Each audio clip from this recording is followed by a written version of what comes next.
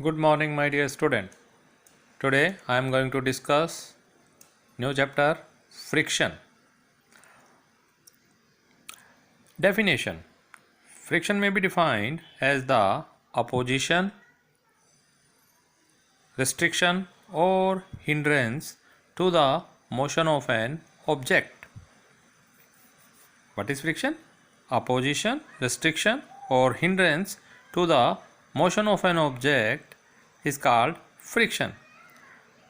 Another definition: the force which always opposes the motion of one object over another object in contact with it is called friction.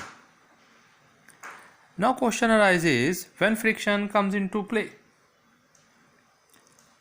Students, friction comes into play when two objects comes in contact with each other.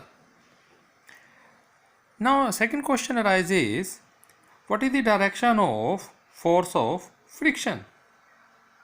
Students, force of friction or friction always acts opposite to the direction of motion of an object. I am showing you some picture here. Here a person is pushing a car. Okay, person is pushing car. The direction of force is from your left to right. The frictional force acts opposite to that motion of car. Got my point? Friction always acts opposite to the direction of motion of object. Here car is there and man is there. The frictional force acts opposite to the direction of force. Now question arises, what is the cause of friction? Students, every surface have certain irregularities.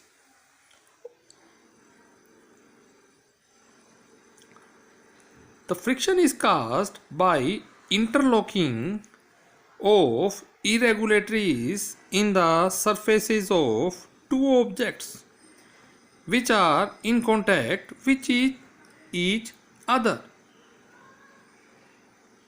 Got my point? Friction is caused by interlocking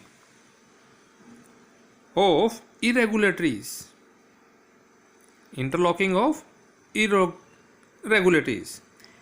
I am showing you certain picture from where it is clear that what are the irregularities of a surface. See, here certain irregularities are shown.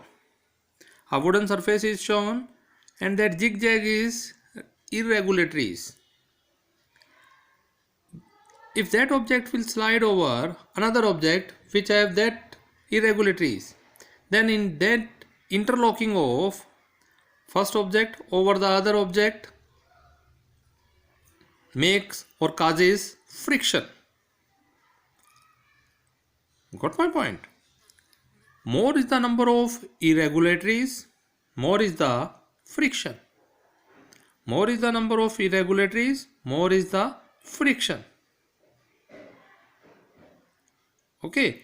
In another terms, you will also say that force of friction is greater in rough surfaces than smooth surfaces. Now I am going to discuss on what factors friction depends.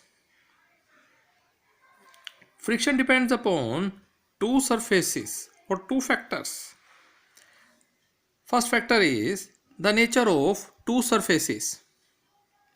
How that surface is, whether that surface is rough or whether that surface is smooth, or one surface is smooth or other surface is rough, and vice versa.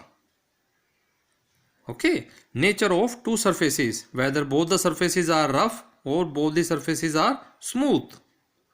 Second one, the force with which the two surfaces are pressed together. The force with which the two surfaces are pressed together.